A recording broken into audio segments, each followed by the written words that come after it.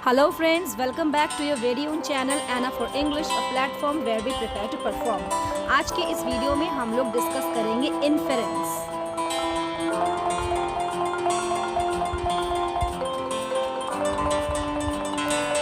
ये इन्फेरेंस क्या चीज़ है? देखो, जब भी हम इन्फेरेंस पढ़ेंगे तो इन्फेरेंस वर्ड से आपको ये मतलब समझ में आएगा कि आप किसी चीज़ के कंक्लूजन पे पहुँचे हैं। इन्फेरेंस का मतलब क्या है? किसी चीज़ के कंक्लूजन पे पहुँचना। ठीक है, अब अगर हम कंक्लूजन की बात करें तो कंक्लूजन पे हम पहुँचेंगे कैसे? ऑब्वियस सी बात है, आपको एक पैराग्राफ गिवन होगा, उस पैराग्राफ को पढ़ के सर्टेन क्वेश्चंस होंगे, उनके आंसर देने हैं। उनके आंसर देने का मतलब ही क्या हुआ कि आपने उस पैसेज को पढ़ के कुछ चीज़ों को इन्फर किया, कंक्लूड किया, देन ओनली आप उन आंसर्स को लिख पाए या उन आंसर्स को टिक कर पाए। अगर हम डेफिनेशन की फॉर्म में चलें तो इन्फेरेंस के बारे में हम जानते हैं, inference they are the steps in reasoning. देखो, रीट लेवल पे तो रीजनिंग में नहीं आता है, क्योंकि रीट में रीजनिंग जैसा कोई क्वेश्चन ही नहीं बनता, टॉपिक ही नहीं है। पर बैंक और एसएससी में जब भी कभी हम क्वेश्चंस देखते हैं तो लॉजिकल रीजनिंग एक चीज़ होती है। लॉजिकल रीजनिंग में आपको कुछ स्टेटमेंट्स दिए होते हैं, उन स्टेटमेंट्स को हम कहते हैं प्रीमाइसेस, और उन स्टेटमेंट्स को पढ़ के आपको किसी एक फाइनल कंक्लूजन पे पहुंचना है। उस फाइनल स्टेटमेंट को हम कहते हैं कंक्लूजन। तो जो भी आपका कंक्लूजन होगा वो किस पर बेस हुआ? प्रीमाइसेस पर बेस हुआ। ठीक है, डेफिनेशन की फॉर्म में अगर हम देखें तो inference are steps in reasoning moving from premises to logical consequences. Consequence का मतलब क्या हुआ? जो चीज़ें आगे उसमें जुड़ती चली जा रही है, क्या उसके परिणाम हुए, कॉन्सिक्वेंस क्या है इसका। तो जब भी कभी आप कोई लाइन पढ़ते हो, स्टेटमेंट पढ़ रहे हो, प्रीमाइस पढ़ रहे हो या एक पैराग्राफ पढ़ रहे हो, उसके बाद में फाइनल आप कुछ क्वेश्चन के आंसर कर रहे हो या उससे जुड़ी हुई किसी चीज़ के कंक्लूजन पे पहुंच रहे हो, तब आप उसे कहते हो इन्फेरेंस। और हिंदी में अगर हम समझें तो इन्फेरेंस का मतलब होता है निष्कर्ष निकालना। जब आप बात को सुन के, पढ़ के, समझ के, कॉम्प्रिहेंड करके उस चीज़ के निष्कर्ष पे पहुंचते हो, तब आप उसे कह देते हो कि हमने इसका ये इन्फेरेंस निकाला, हमने इसको ऐसे इन्फर किया। एटिमोलॉजी क्या होता है? देखो, वर्ड कहाँ से आया, कैसे बना, इस चीज़ की स्टडी को, वर्ड की स्टडी को हम कह देते हैं एटिमोलॉजी। तो एटिमोलॉजिकली अगर हम इन्फर का मतलब समझे, क्योंकि इन्फर से ही वर्ड बना है हमारा इन्फेरेंस। इन्फर एक वर्ब है, इन्फेरेंस एक नाउन बन गया। Infer means to carry forward. यहाँ पे जो भी सीक्वेंस के अंदर चीज़ें लिखी हुई है उससे कैरी फॉरवर्ड करते हुए मुझे क्या एक फाइनल स्टेटमेंट मिला, जिसे मैं कह सकती हूँ कंक्लूजन। ठीक है, a conclusion or opinion that is formed because of known facts or evidences। जो भी आपको एक पैराग्राफ दिया होगा, एक बड़े सारे पैराग्राफ के अंदर आपको कुछ इन्फॉर्मेशन दी है, कुछ नोन फैक्ट दिए हैं, उनको पढ़ने के बाद में आपको सर्टेन क्वेश्चंस के आंसर करने हैं। इट मीन्स उन पैराग्राफ को पढ़ के उन क्वेश्चंस के बारे में आपकी क्या ओपिनियन आपने फ्रेम की है, उन नोन फैक्ट्स को जानते हुए, उन एविडेंस को देखते हुए आपने कौन से क्वेश्चंस के लिए क्या ओपिनियन फ्रेम की है, उसी को हम कहेंगे इन्फेरेंस, इन्फर करना। रीड के लेवल में अगर हम देखें तो आपको एक पैराग्राफ मिलेगा लगभग 10 से 15 लाइंस का, या ये कह लें कि 7-8 स्टेटमेंट्स का, सेंटेंसेस का। इसके अंदर से ही आपको क्वेश्चन मिलेंगे। ये जो पैराग्राफ की रीडिंग है, ये रीडिंग ही आपकी बहुत इंपॉर्टेंट है। ये जो इन्फेरेंस वाला क्वेश्चन है, ये कोई बहुत बड़ा हवा जैसी चीज़ नहीं है, कोई बहुत बड़ा रॉकेट साइंस नहीं है। बस कितने अच्छे तरीके से आप कितनी फास्ट और अंडरस्टैंडिंग मेंटेन करते हुए किसी भी पैराग्राफ को रीड आउट करते हो, कॉम्प्रिहेंड करते हुए। क्योंकि पैसेज के अंदर कई बार क्या होता है, आपने सुना होगा, you have to read between the lines. Read between the lines का मतलब ये बिल्कुल नहीं हुआ कि 2 लाइन के बीच में क्या लिखा है। रीड बिटवीन द लाइन्स का मतलब हुआ कि कई बार पैसेज के अंदर हिडन मीनिंग वाली चीज़ को आपको समझना है, यानी कि जो पैसेज में लिखा नहीं है बट पैसेज का मतलब वो बनता है, उस लाइन का या उस सेंटेंस का मतलब क्लियरली गिवन नहीं है, बट उसको पढ़ के आप उसके पीछे के छुपे हुए मीनिंग को समझ पाते हो। That is called read between the lines. तो आपकी रीडिंग कैसी होनी चाहिए?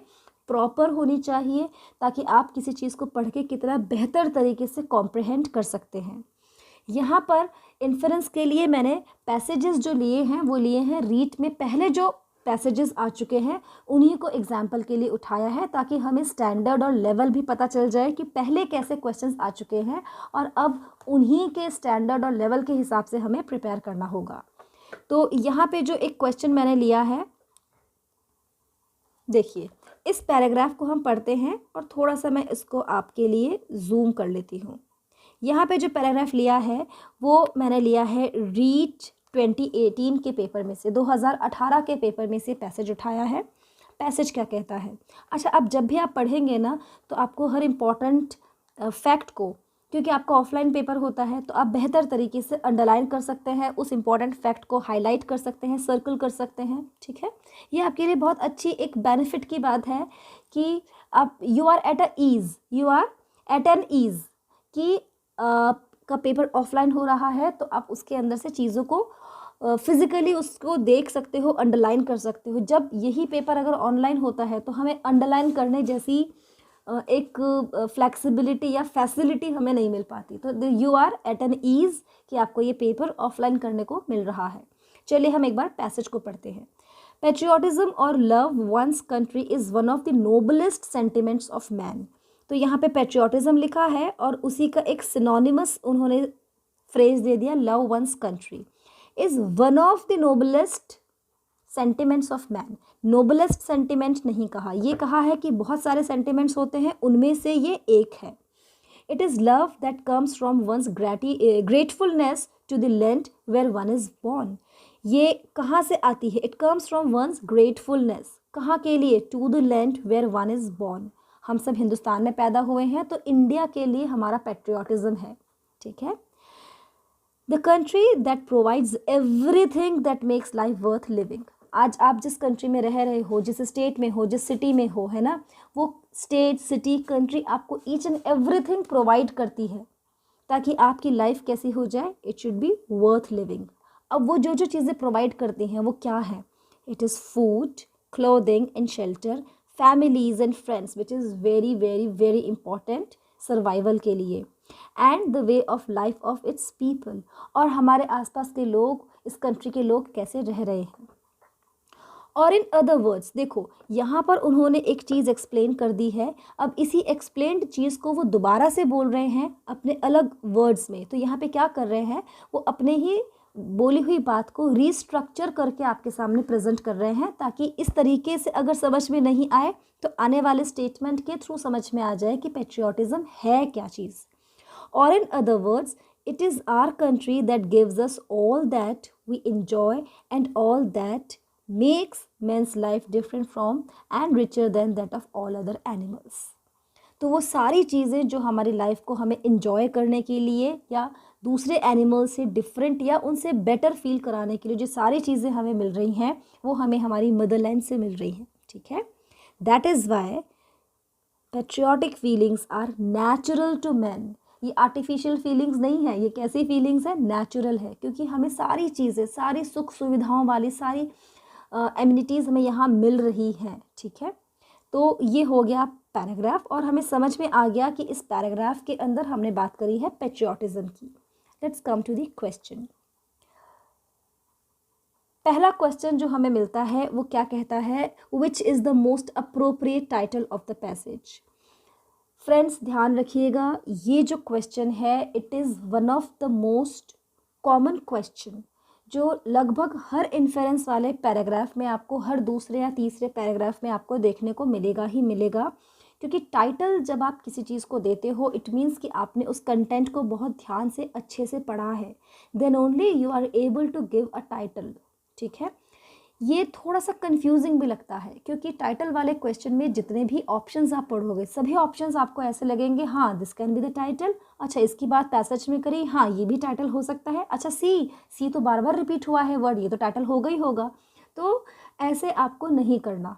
ठीक है, क्या करना है हमें क्वेश्चन में? हमें देखना है कि इसके अंदर से हमें मोस्ट अप्रोप्रिएट या फिर बेस्ट सूटेबल टाइटल क्या है। सारे ही सूटेबल होंगे, सारे ही अप्रोप्रिएट होंगे, लेकिन क्वेश्चन में ही आपसे लिखा क्या गया है? Most appropriate. ठीक है, option A it is patriotism. हाँ, पैसेज बात ही पेट्रियोटिज्म की करता है, ओपनिंग ही पेट्रियोटिज्म से हो रही है। Love for country, exactly, patriotism का सिनोनिम है love for country.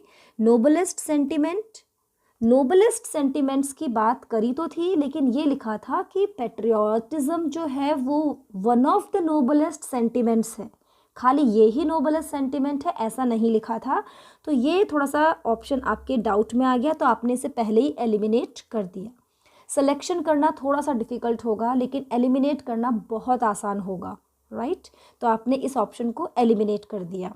Patriotic feelings, हाँ पेट्रियोटिक फीलिंग्स, बात तो नोबल फीलिंग्स की करी गई थी, नोबलेस्ट फीलिंग्स की करी गई थी, सेंटिमेंट्स की करी गई थी। पेट्रियोटिक फीलिंग्स की बात घूम फिर के आती है तो समझ सकते हैं, बट टाइटल के फॉर्म में देखा जाए तो ये भी सूट नहीं करता। अब आपके पास बचते हैं दो option, patriotism and love for country. दोनों में से हम किस ऑप्शन को चूज़ करें? आपको एक ऐसा ऑप्शन चूज़ करना है जिसके अंदर पहली चीज़ वो कंप्रेस्ड हो, प्रिसाइज्ड हो, यानी कि उसके अंदर बहुत ज़्यादा वर्ड्स ना हो, क्योंकि टाइटल कभी भी लेंदी नहीं होता। कोशिश की जाती है कि टाइटल मिनिमम वर्ड्स में लिखा जाए, राइट। तो जो भी चीज़ हम सोच रहे हैं वो बिल्कुल सही आंसर आप सोच रहे हैं, इसका ऑप्शन बन जाएगा पेट्रियोटिज्म।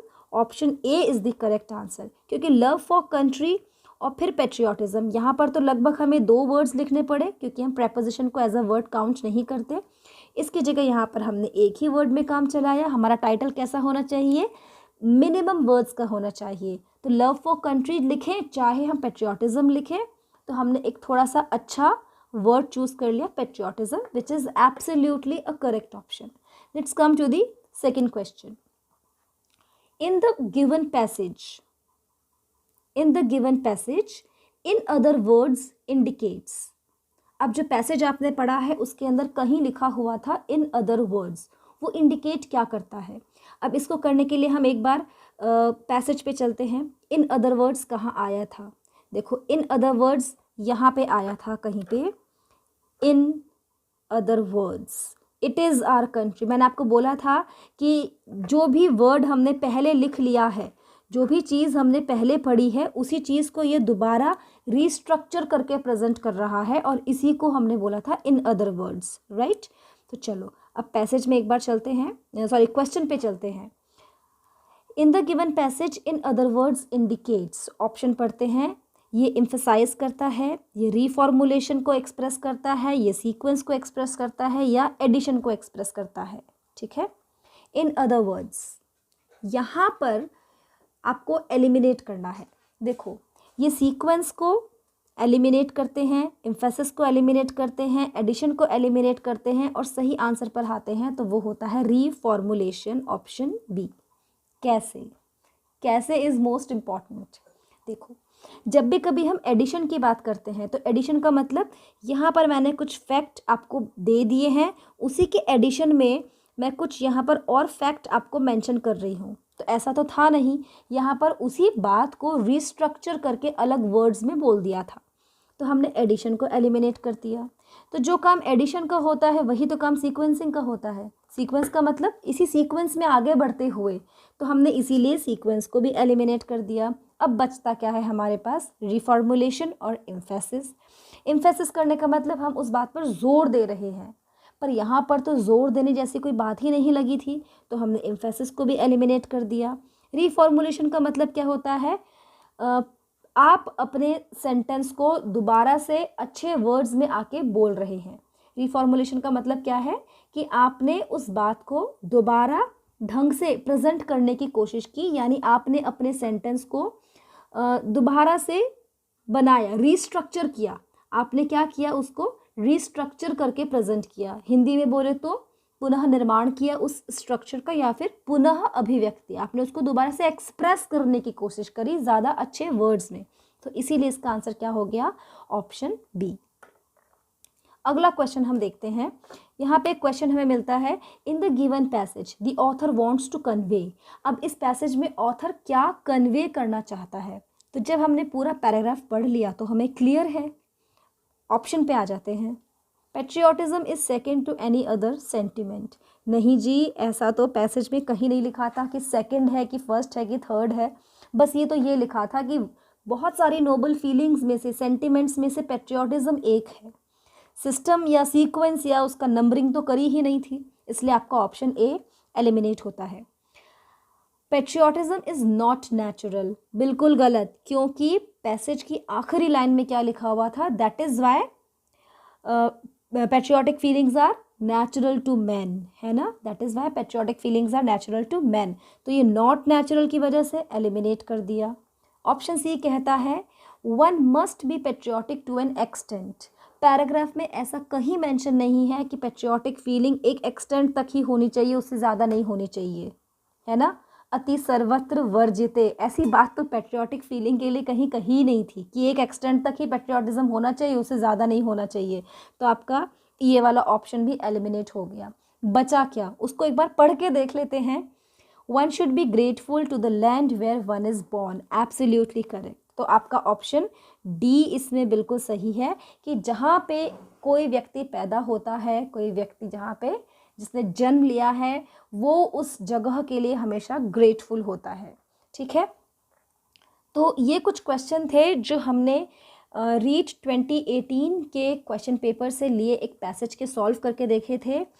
अब हमारे अगले वीडियो के अंदर हम और भी कुछ पैसेजेस को सॉल्व करके देखेंगे। हमारे पास और भी पैसेजेस हैं जिन्हें हम सॉल्व करेंगे, और उन पैसेजेस को भी हम डेफिनेटली कोशिश करेंगे कि रीड के ही किसी पुराने पेपर में से हम एक्सट्रैक्ट करके लाएं, ताकि उसके कंटेंट के ऊपर या उसके प्रेजेंस के ऊपर, उसके अंदर जो भी इंफॉर्मेशन दी है वो सही हो। और पेपर में से क्वेश्चन की जब हम प्रैक्टिस करते हैं तो उसका सबसे बड़ा बेनिफिट होता है कि हमें उस वाले पर्टिकुलर क्वेश्चन पेपर का स्टैंडर्ड समझ में आता है, हमें समझ में आता है कि उसका लेवल क्या है, हमें किस लेवल तक जा कर के प्रिपेयर करना है। और एक चीज़ हमेशा ध्यान रखना, जो प्रीवियस क्वेश्चंस आ चुके हैं लेवल हमेशा उससे ज़्यादा आएगा। और इस बार तो रीड का लेवल माशाल्लाह होने वाला है, क्योंकि 5वीं 6ठी बार ये पोस्टपोन्ड होने की कगार पे है। अभी थोड़े ही दिन पहले न्यूज़पेपर में खबर भी आई थी कि जब डोटासरा जी ने कहा है कि थोड़ी सी सिचुएशन नॉर्मल हो जाएगी तब वो फॉर्म रीओपन करेंगे, और जब रीओपन होगा फॉर्म तो उसके बाद भी जिन्होंने फ्रेश अप्लाई किया होगा उनको कम से कम 45 to 60 डेज़ तो चाहिए ही चाहिए प्रिपेयर करने के लिए। बाकी ये सब चीज़ें अपने हिसाब से हमें नहीं सोचनी चाहिए। आगे ना पीछे, आज ना कल ना परसों, एग्ज़ाम तो होना ही है। तो जिस भी दिन एग्ज़ाम होगा उस दिन के लिए हमें अपने आप को बेस्ट प्रिपेयर करके रखना है।